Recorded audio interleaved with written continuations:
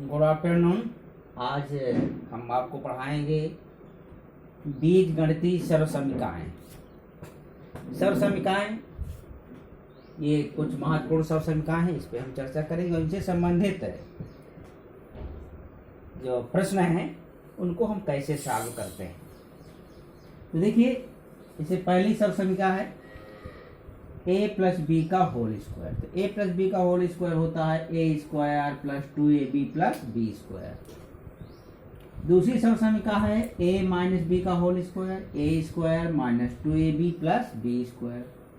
और तीसरी सर्वसमीका है a square minus b square. तो पहले कोष्टक में क्या हो जाएगा, a प्लस बी, और दूसरे कोष्टक में a माइनस बी। इसके बाद अगली सर्वसमीका a cube plus b cube, ये हो जाएगा पहले कोष्टक में a प्लस बी, अगले कोष्टक में हो जाएगा a square minus a B plus B square. पांचवी सर्वसमीका है a cube minus B cube, ये होती है a माइनस बी और into a square plus a B plus B square. छठवीं सर्वसमीका है a प्लस बी का whole cube, a cube plus b cube plus 3ab into bracket में a plus b. सातवीं सर्वसमीका ये है आपके सामने a माइनस बी का whole cube, a cube minus B cube minus 3ab into A minus B. और आठवीं सर्वसमीका है a plus B plus C का होल स्क्वायर, ये हो जाएगा a square plus B square plus C square plus 2 into bracket में A B plus B C plus C. तो ये सर्वसमीकाएं हैं। ये सर्वसमीकाएं क्या होती हैं, ये यानी इसके दो पक्ष हैं और पूरी तरह से दोनों पक्ष से क्या होते हैं, बराबर होते हैं, ठीक है। यानी ए और बी, जैसे यहाँ पर ए और बी का मान कुछ भी रख दें, उसके दोनों पक्ष क्या हो जाएंगे, बराबर हो जाएंगे, ठीक है। इसी प्रकार से जैसे यहाँ पर ए बी और सी तीन राशियां हैं, तीन राशियों का मान कुछ भी लेके चलेंगे हम, और इनको अगर रख देते हैं तो दोनों पक्ष बराबर आ जाते हैं। तो इस प्रकार से ये क्या कहलाती हैं, सर्वसमीकाएं कहलाती हैं, ठीक है। अब देखिए इनका यूज हम कैसे करते हैं, ठीक है। जैसे अब एक एग्जाम्पल हम देंगे। जैसे आपसे कह दिया जाए कि मान लीजिए आपको बताना है कि 3x प्लस 4y इसका होल स्क्वायर क्या हो गया, ठीक है। तो आपको बताना है 3x प्लस 4y का होल स्क्वायर। तो इसी फॉर्म में जो हमारा फार्मूला है, देखिए a प्लस बी का होल स्क्वायर, तो हम क्या करेंगे, a की जगह 3x रख देते हैं और b की जगह 4y रख देते हैं। तो इस प्रकार से ये आपका हो जाएगा, यानी कि a स्क्वायर यानी 3x का होल स्क्वायर प्लस क्या हो जाता है 2ab, 2 गुणे पहला पद हमारा 3x है और दूसरा पद क्या है 4y, और प्लस क्या हो जाएगा 4y का होल स्क्वायर हो जाएगा, ठीक है। अब इसको देखिए, इसका होल स्क्वायर कितना हो जाएगा 3, 3 का स्क्वायर देखिए 9 हो जाएगा, 3 गुणे 3 दो बार मल्टीप्लाई कर देते हैं, और x का स्क्वायर x स्क्वायर, इसका देख गुणा कर देंगे, 4 3 12, 12 दूनी कितना हो जाएगा 24 हो जाएगा, यानी 24xy, और ये हो जाएगा 16y स्क्वायर। तो इस प्रकार से देखिए 3x प्लस 4y का होल स्क्वायर क्या हो गया 9x square plus 24xy plus 16y square, ठीक है। इसी तरह से देखिए दूसरा एग्जाम्पल है। जैसे अगर आपसे कह दिया जाए कि 16x square minus 25y square, इसका मान क्या हो जाएगा, है ना। तो इसको देखिए क्या है, क्योंकि दो वर्गों का अंतर है, बीच में देखिए माइनस चिन्ह है, तो हमारा जो तीसरी सर्वसमीका है इस रूप की सर्वसमीका है, और इसी तरह से इसको हम स्क्वायर के रूप में पहले लिख देते हैं। 16 देखिए किसका स्क्वायर होता है, 16 4 का स्क्वायर होता है ना। तो ये हो जाएगा 4x का होल स्क्वायर, और 25 क्या हो जाता है 5 का स्क्वायर होता है, यानी 5y का होल स्क्वायर हो जाएगा, ठीक है। यानी 25 5 का स्क्वायर और y स्क्वायर y स्क्वायर। अब देखिए इसको a मान लेते हैं, इसको b मान लेते हैं, तो क्या हो जाएगा a square minus b square, ठीक है। अब वही फार्मूला हमारा क्या होता है a square minus b square, एक बार जोड़ देंगे एक बार घटा देते हैं, ठीक है। तो इस प्रकार से यहाँ पे पहले जोड़ देंगे, यानी 4x प्लस 5y और अगले कोष्टक में घटा देंगे 4x माइनस 5y। तो इस प्रकार से ये 16x square minus 5y square के गुणनखंड क्या हो जाएंगे, पहले कोष्टक में 4x प्लस 5y, अगले कोष्टक में हो जाएगा 4x माइनस 5y। तो इस तरह से देखिए हम इसको इस तरह से इसको गुणनखंड के रूप में लिख देते हैं। ठीक है, अब कुछ और भी सवाल हम आपको बताएंगे।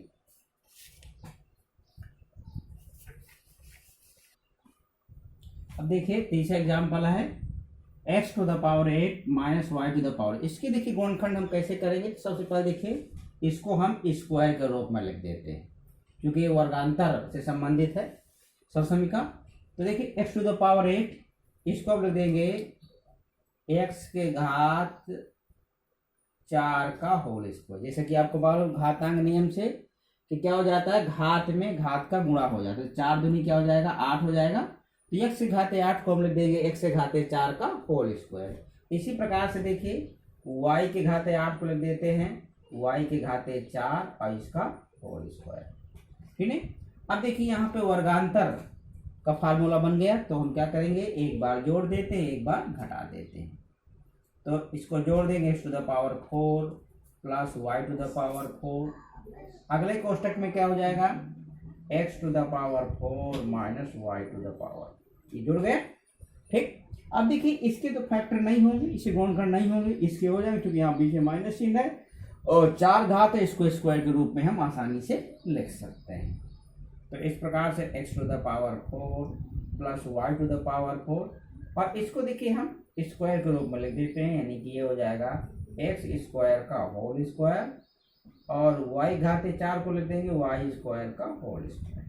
ठीक, अब फिर वही फार्मूला बन जाएगा। देखिए 2 दूनी 4, इन 4 घात को देखो एक बार जोड़ देंगे, एक बार घटा देंगे। ये उसी तरह रखा रहेगा x to the power 4 y to the power 4, एक बार जोड़ दिए एक बार घटा दीजिए तो ये हो जाएगा x square plus y square, जुड़ गया और यहाँ घटा देंगे x square minus y square. अब देखिए इसके एक बार गुणनखंड फिर हो जाएंगे, इसके फिर फैक्टर कर देते हैं तो ये हो जाएगा x to the power 4 y to the power 4 x square plus y square. अब इसको एक बार जोड़ देंगे वर्गांतर का, वही a square minus b square का, यानी x प्लस वाई और अगले कोष्टक में x वाई। यही देखिए हमारा क्या हो जाएगा, आंसर हो जाएगा। तो इस तरह से देखिए x to the power 8 minus y to the power 8 के गुणनखंड क्या हो गए हैं, x to the power 4 plus y to the power 4 into x square plus y square into x plus y into x minus. इस तरह से देखिए इसके हम फैक्टर कर लेते हैं। ठीक है, अब देखिए अगला एग्जाम्पल।